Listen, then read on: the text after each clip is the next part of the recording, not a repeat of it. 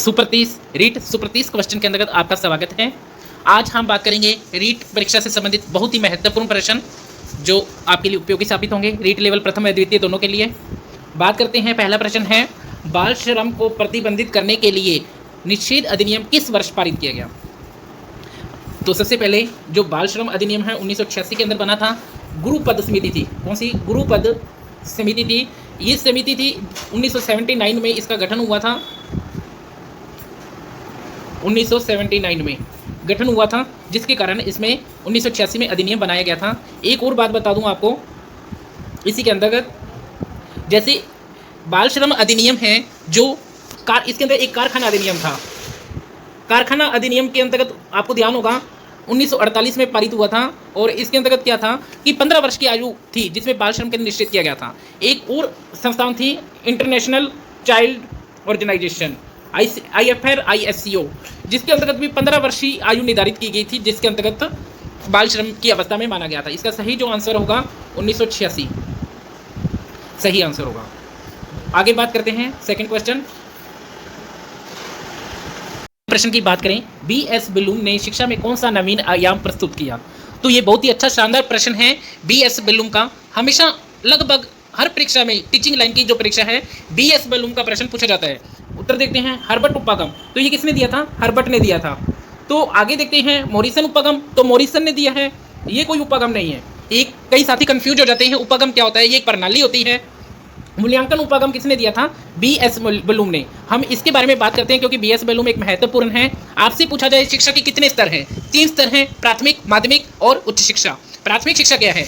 आप कहेंगे 1 से 5, गलत। 5वीं तक के बच्चों की शिक्षा को क्या कहा जाता है? प्राथमिक शिक्षा कहा जाता है। उच्च शिक्षा 12वीं के बाद की शिक्षा को कहा जाता है। माध्यमिक शिक्षा 12वीं तक की शिक्षा को, 9 से 12 की शिक्षा को माध्यमिक शिक्षा कहा जाता है। अब मूल्यांकन उपागम के तहत क्या था कि इसमें BS बलूम था, जो उसने 3 स्तर बताए थे, प्राथमिक शिक्षा, माध्यमिक, उच्च शिक्षा। प्राथमिक शिक्षा में जो स्तर था उसके अंतर्गत था समृद्धि, चिंतन, बोध। 3 स्तर बताए थे शिक्षा के, और ये तीनों ही महत्वपूर्ण थे। इससे 3H का निर्माण होता है। किसका निर्माण होता है? ये BS बलूम ने दिया था। 3H का मतलब हेड, हार्ट और हैंड। प्राथमिक शिक्षा में क्या होता है? जो बच्चा होता है उसको ये रखा जाता है कि बेचे में रहे उसका जो ज्ञान है, रटने के ऊपर बल दिया जाता है ताकि बच्चा रट कर सीख जाए। और थोड़ा बड़ा होता है वो दिल से काम लेता है, हाथ से काम लेता है माध्यमिक शिक्षा में। उच्च शिक्षा में वो हाथ की कारीगरी करता है, हाथ से काम लेता है। ये 3H का सिद्धांत दिया था। इसको लेकर इसने 6 स्तर दिए थे। बलूम ने क्या किया था? 6 स्तर दिए थे। 6 स्तर कौन कौन से थे? ज्ञान जो था, ज्ञान, प्रयोग, संश्लेषण, विश्लेषण, मूल्यांकन। 6 स्तर दिए थे जो कि इंपॉर्टेंट हैं। एक बात और है, BS बलूम का जो मूल्यांकन प्रणाली थी, मूल्यांकन उपागम, एक ही बात है, इसको जो दिया था 2 तरह की है, एक तो परंपरागत और एक आधुनिक। आधुनिक परंपरागत के जो प्रणाली के थे उसके प्रणेता रोस थे, और आधुनिक प्रणाली की प्रणेता की बात करें तो BS बलूम थे। BS बलूम को थोड़ा ध्यान रखना, इसका हमेशा प्रश्न पूछा जाता है, क्योंकि आपने देखा होगा एजुकेशन में, साइकोलॉजिस्ट में BS बलूम, मैथोलॉजी में BS बलूम, जॉन डेवी। आधुनिक जो शिक्षाविद हैं, इन दोनों का नाम आपको हर बार देखने को मिलेगा, हर पेपर में देखने को मिलेगा। और प्राचीन समय की बात करें तो अरस्तु, प्लेटो और सकुरात। अरस्तु ने क्या किया था? संश्लेषण, अरस्तु, प्लेटो और सकुरात। सकुरात ने प्रश्नावली का आगमन और निगमन, अरस्तु और उसने किया था प्लेटो ने। अरस्तु ने आगमन विधि का और आविष्कार किया था। ध्यान रखना, बहुत ही अच्छा प्रश्न है। इसके बाद आगे चलते हैं, विश्लेषणात्मक विधि में प्रयोग होता है। ये बहुत ही अच्छा प्रश्न है, विश्लेषणात्मक विधि। एक सेकेंड, विश्लेषणात्मक विधि में प्रयोग होता है। विश्लेषण क्या होता है? टुकड़े करना। एक प्रश्न आपको मैं बताऊं, NCERT सुना होगा आपने नाम, मुख्यालय दिल्ली में है। 1961 में इसका बनी थी ये संस्था।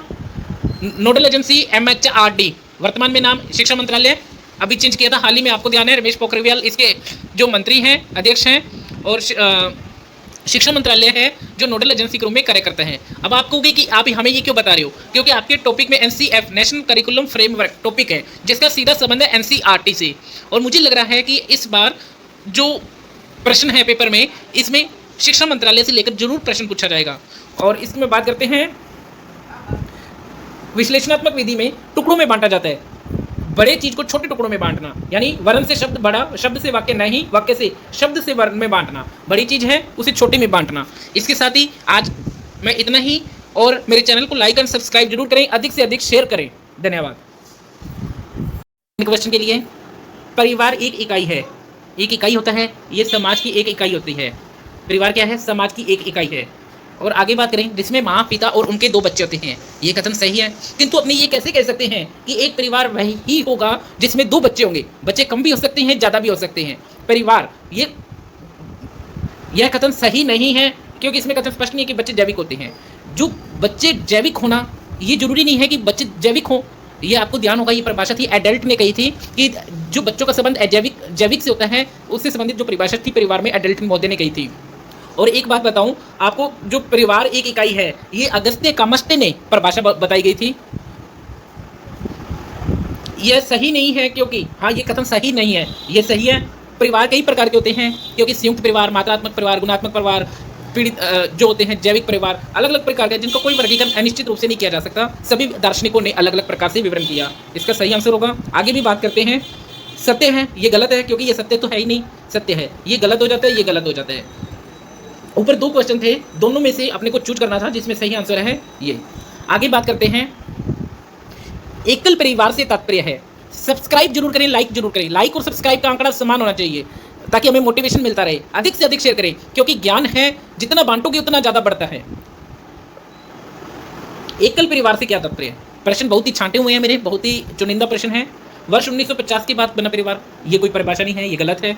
परिवार जिसमें माता पिता व उनके बच्चे हों, ये कह सकते हैं, ये सही हो सकता है। आगे बात करते हैं। केवल पति पत्नी, केवल पति पत्नी वाला परिवार नहीं होता, इसे केवल आजीविका परिवार कहा जाता है। क्या कहा जाता है? आजीविका परिवार। ये तो केवल आजीविका चला रहे हैं, ये क्या है? आजीविका। इसको परिवार की श्रेणी में नहीं माना जाएगा।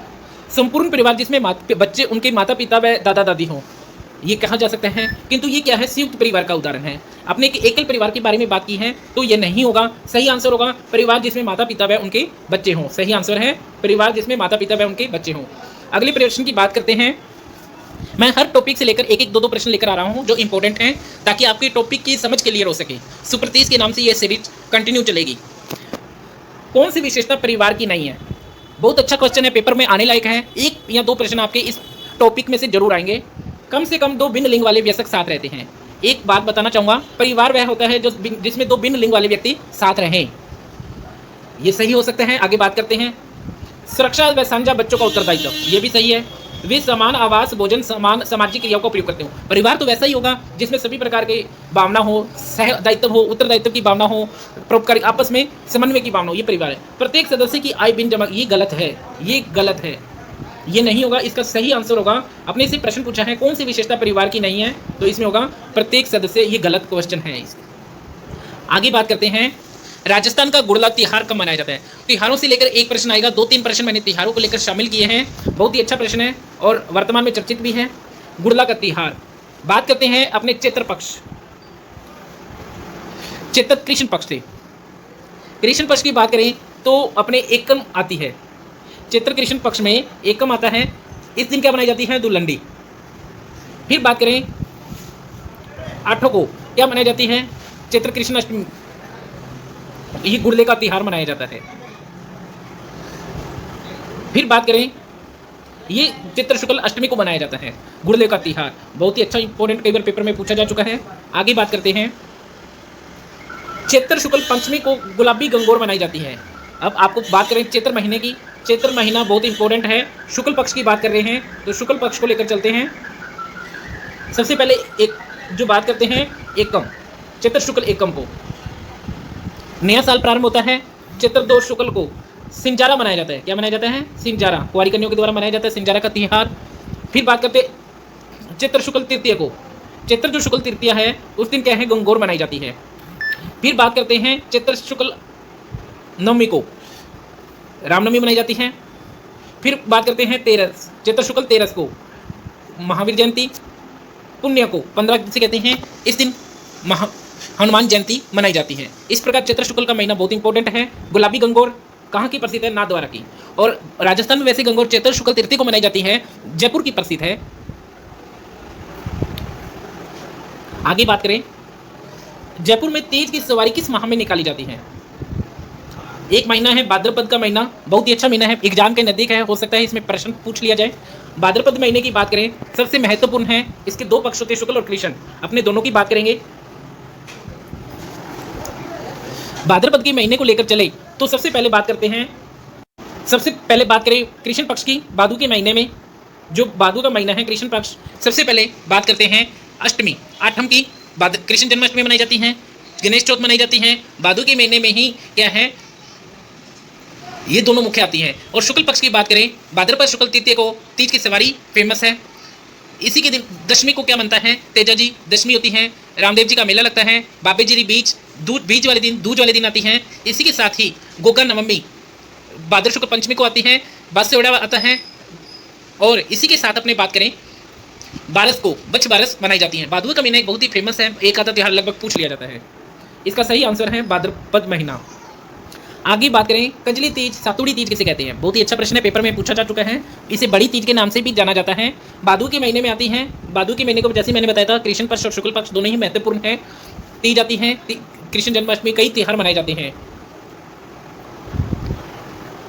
फिर आगे बात करें, राजस्थान में सबसे अधिक नमक उत्पादित जिला है। इसमें बात करते हैं, बहुत ही अच्छा प्रश्न है,